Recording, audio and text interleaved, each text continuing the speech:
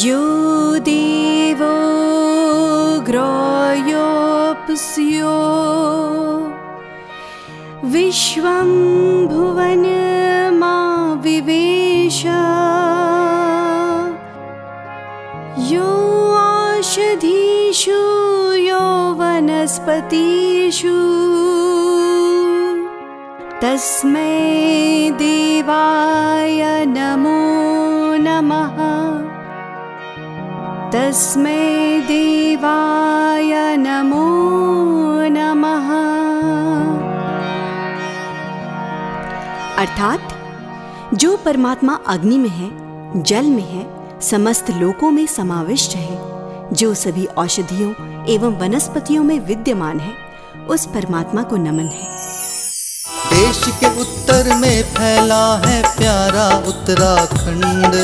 देश के उत्तर में फैला है प्यारा उत्तराखंड। सुंदर सुंदर सजते धजते जैव विविधता के भंडार, औषधियों के गुण है निराले, हरे भरे बुग्यालों में है जीवन सार, जीवन सार, जीवन सार, जीवन सार। देश के उत्तर में फैला है प्यारा उत्तराखंड। औषधियों की खान है ये जग में न्यारा उत्तराखंड। नमस्कार। रेडियो औषधि प्रस्त कार्यक्रम में आप सभी श्रोताओं का हार्दिक स्वागत है। प्यारे श्रोताओं, जैसा कि आप इस कार्यक्रम में लगातार जड़ी बूटी के महत्व के बारे में सुन व समझ रहे हैं, उत्तराखंड की सरकार का प्रयास है कि जड़ी बूटी से राज्य के किसान जुड़ें व इससे अपनी आजीविका कमाएं।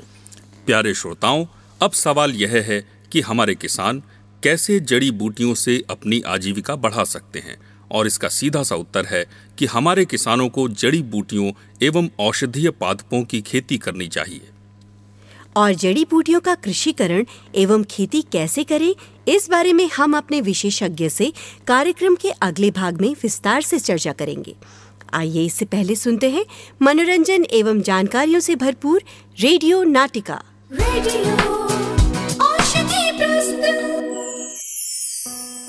रात्रि औषधि।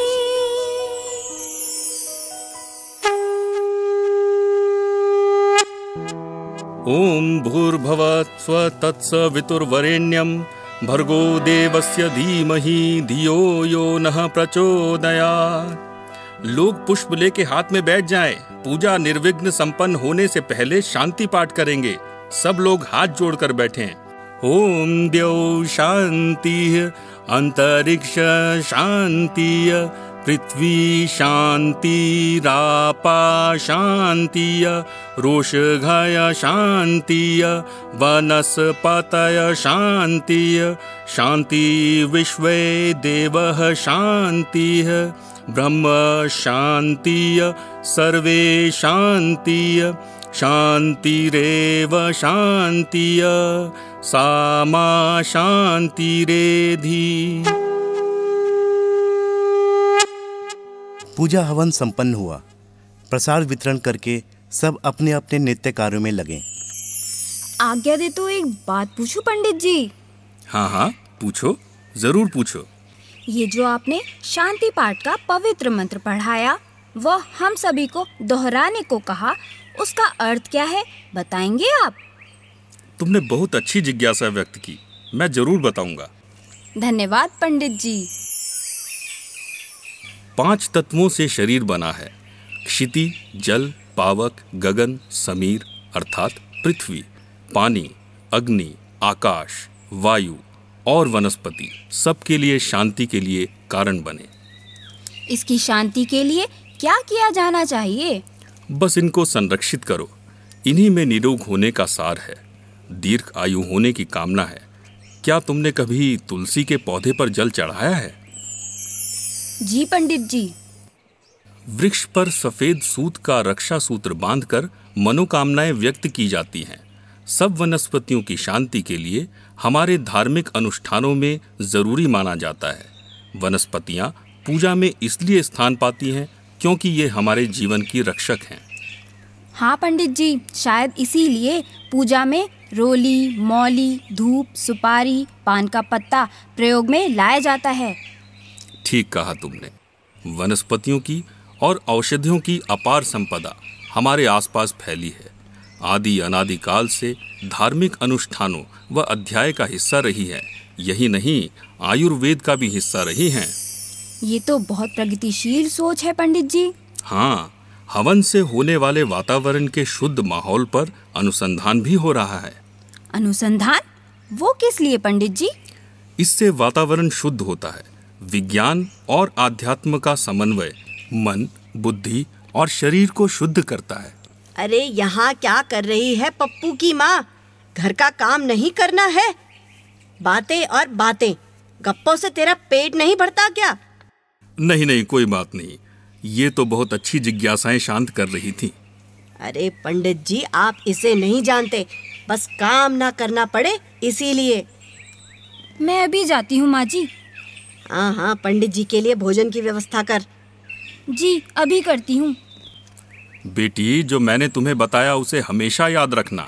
ये सिर्फ मंत्र नहीं है। जितनी वनस्पति दिख रही है वो सभी औषधि हैं, हमारे जीवन को सुरक्षित करती हैं। तभी हम पूजा करके इनको संरक्षित करते हैं।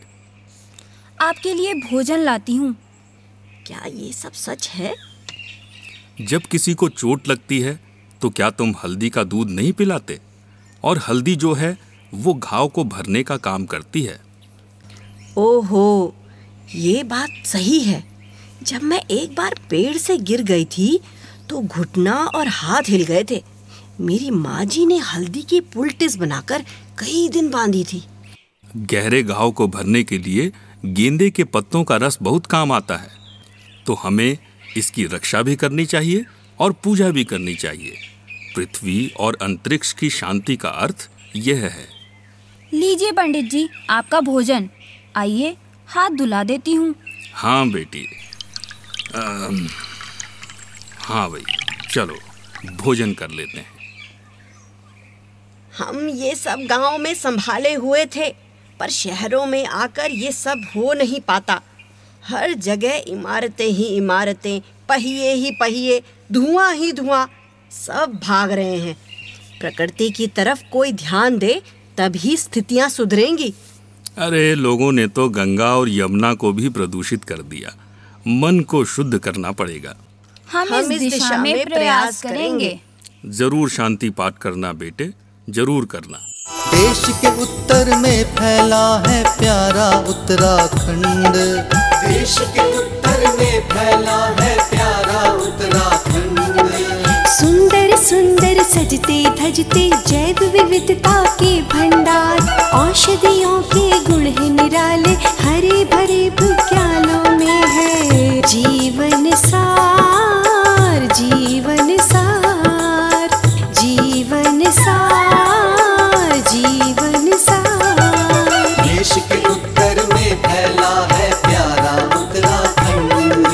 औषधियों की खान है ये जग में न्यारा उत्तराखंड। प्यारे श्रोताओं, आपके लोकप्रिय रेडियो औषधि प्रस्त कार्यक्रम को आप प्रति सप्ताह आज ही के दिन व ठीक इसी समय सुन सकते हैं। ये रेडियो कार्यक्रम आप राज्य औषधीय पादप बोर्ड उत्तराखंड सरकार, वन एवं पर्यावरण मंत्रालय भारत सरकार, global environment facility UNDP FRL-HT तथा सेंटर फॉर एनवायरनमेंट एजुकेशन के सौजन्य से सुन रहे हैं।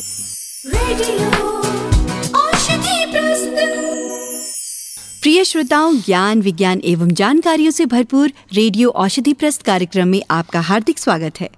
प्यारे श्रोताओं, जैसा कि हम लगातार जड़ी बूटियों, सगंध व औषधीय पादपों के महत्व पर आपको विविधतापूर्ण जानकारियां व सूचनाएं बताते जा रहे हैं, इसी श्रृंखला में आज हम जड़ी बूटियों के संरक्षण एवं विकास विषय पर बातचीत करेंगे। और सदैव की भांति आज भी हमारे साथ जड़ी बूटी विशेषज्ञ डॉक्टर ज्ञान प्रकाश जी स्टूडियो में मौजूद हैं। तो देर किस बात की, आइए बातचीत का सिलसिला शुरू करते हैं। डॉक्टर साहब नमस्कार। नमस्कार, और सभी श्रोता भाई बहनों व किसानों को मेरा प्रणाम। डॉक्टर साहब, जैसा कि हम अपने इस रेडियो कार्यक्रम में जड़ी बूटी, सगंध एवं औषधीय पादपों से जुड़े विविध विषयों पर चर्चा करते आए हैं, आज मैं ये जानना चाहती हूँ कि जड़ी बूटियों का संरक्षण जरूरी क्यों है। हम इस दिशा में प्रयास करेंगे। जरूर करना। बहुत अच्छा प्रश्न किया ये भी आपने। देखिए, जैसा कि आपको पता है कि प्राचीन काल से ही जड़ी बूटियों का ज्ञान परंपरागत ढंग से एक पीढ़ी से दूसरी पीढ़ी तक पहुंचता रहा है ना? और इन जड़ी बूटियों की खोज व इनसे किए जाने वाले उपचार का ज्ञान प्राप्त करने में मानव की सैकड़ों पीढ़ियों ने बहुत मेहनत की है। हमारे ऋषि मुनियों ने जंगलों व गुफाओं में डेरा डालकर लगातार प्रयोग, खोज व अनुसंधान कर इनके औषधीय गुणों की पहचान की है जी। अब इसी से आप अंदाजा लगा सकते हैं कि अगर अतीत से बुखार व पेट दर्द, जटामासी से खून की सफाई व मानसिक विकार दूर हो सकते हैं, तो ये जानने में कितनी मेहनत लगी होगी। इसीलिए जड़ी बूटियां जीवनदायिनी हैं। इनका संरक्षण किया जाना बहुत जरूरी है। डॉक्टर साहब, आपको क्या लगता है, क्या हमारे ग्रामीण लोग या किसान जड़ी बूटियों के संरक्षण का महत्व नहीं जानते क्या? नहीं, मैं कतई ये नहीं कहता कि हमारे गांवों के लोग या किसान जड़ी बूटियों के संरक्षण का महत्व नहीं जानते। मैं तो कहूंगा कि हमारे ग्रामीणों से ज्यादा इसके बारे में और कोई जानता ही नहीं है। लेकिन समय के साथ साथ हर जगह बदलाव देखा जा रहा है। हमारी नई पीढ़ी व बच्चे इन जड़ी बूटियों को नहीं पहचानते हैं, तो वे संरक्षण के बारे में क्या जानेंगे। दूसरा, अंग्रेजी दवाइयों की अधिकता के कारण धीरे धीरे हमारी पारंपरिक उपचार व्यवस्था भी ध्वस्त होती जा रही है। जी बिल्कुल। इसलिए मैं सभी किसान भाई बहनों से यह कहना चाहता हूं कि जड़ी बूटियों का संरक्षण करें। आपके बुजुर्गों, वैद्यों, जानकार लोग से सीखें व अपने बच्चों को भी प्रेरित करें। डॉक्टर साहब, आजकल सुनने में आया है कि हिमालय की कई महत्वपूर्ण व बहुमूल्य जड़ी बूटियों की चोरी छिपे खुदाई हो रही है। इस पर आप क्या कहना चाहते हैं? इसीलिए मैं बार बार इस ओर इशारा कर रहा हूं कि जड़ी बूटियों का संरक्षण क्यों जरूरी है। आज सारा विश्व आयुर्वेदिक दवाओं व पारंपरिक ज्ञान की ओर रुचि ले रहा है, क्योंकि बताया जाता है कि आयुर्वेदिक दवाएं बहुत कारगर हैं व इससे शरीर को नुकसान भी कम होता है।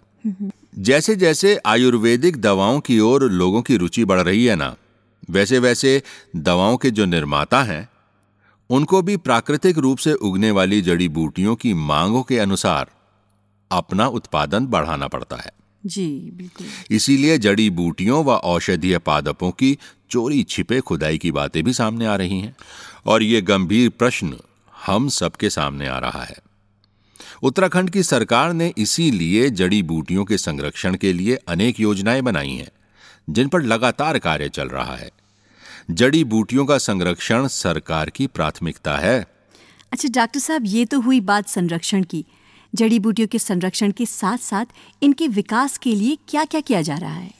देखिए, सबसे पहले जरूरत तो यही थी कि हम अपने प्रदेश में पाए जाने वाली लगभग 700 जड़ी बूटियों व औषधीय प्रजातियों के बारे में जानें। अब यह कार्य संपन्न हो गया है और इन सभी प्रजातियों का डाटा बैंक भी तैयार किया जा चुका है।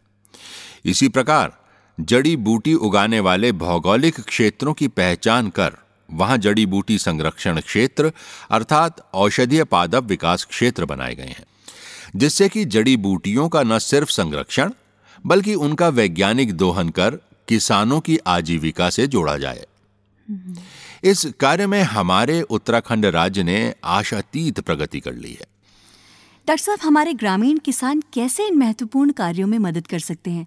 कैसे वे इससे अपनी आजीविका सुधार सकते हैं? मैं इसी बात पर आ रहा था। जैसे मैंने पहले बताया था कि सरकार की मंशा है कि जड़ी बूटियों के संरक्षण और विकास के जो भी कार्य होंगे वे बिना स्थानीय ग्रामीणों की सहभागिता के नहीं किए जाएंगे। इसीलिए जड़ी बूटी, सगंध व औषधीय पादपों के लिए जो भी योजनाएं बनी हैं, इनसे हमारे राज्य के 50,000 से ज्यादा किसान सीधे तौर से जुड़े हुए हैं। वे हर प्रकार के कार्यों जैसे कि नर्सरियों का निर्माण, देखभाल, जड़ी बूटियों की वैज्ञानिक खेती, तुड़ान व खुदाई, प्रोसेसिंग से लेकर बाजारों में बेचने तक में किसानों की भागीदारी सुनिश्चित की गई है। इससे किसानों की आजीविका में उत्तरोत्तर दिन प्रतिदिन वृद्धि हो रही है। ये भविष्य में बहुत बड़ा रोजगार परक कार्यक्रम हमारे किसानों के लिए बनता जाएगा। आप देखिएगा इसको। डॉक्टर साहब, बहुत बहुत धन्यवाद आपका। धन्यवाद आपका भी और किसान भाइयों का भी कि उन्होंने ये कार्यक्रम सुना और अपनी रुचि जाहिर की। रेडियो औषधि प्रस्तुत। प्यारे श्रोताओं, अभी आप हिमालय की औषधीय संपदा के संरक्षण, उपयोग एवं ज्ञान को समर्पित रेडियो कार्यक्रम को सुन रहे थे। आशा है आपको ये कार्यक्रम पसंद आया होगा व आपके मन में कई प्रश्न व जिज्ञासाएं भी होंगी। आप अपने प्रश्न व जिज्ञासाओं को पत्र या पोस्टकार्ड के माध्यम से हमें पहुंचा सकते हैं। हमारी कोशिश रहेगी कि उन्हें हम आगे के रेडियो कार्यक्रमों में शामिल कर सकें। प्यारे श्रोताओं, आपके लिए एक और खुशखबरी है कि आप हमें हिमालय की जड़ी बूटियों के संरक्षण, प्रचार एवं प्रसार के लिए स्लोगन भेज सकते हैं। सर्वश्रेष्ठ स्लोगन भेजने वाले श्रोता को नकद पुरस्कार एवं साहित्य भेजा जाएगा। तो देर किस बात की, निकालिए कलम और लिखिए हमारा पता। हमारा पता है centre for environment education Himalaya, CEE 19/323 Indira Nagar, Lucknow, Uttar Pradesh. यह रेडियो कार्यक्रम राज्य औषधीय पादप बोर्ड उत्तराखंड एवं सेंटर फॉर एनवायरमेंट एजुकेशन के सौजन्य से आप तक पहुंच रहा था। रेडियो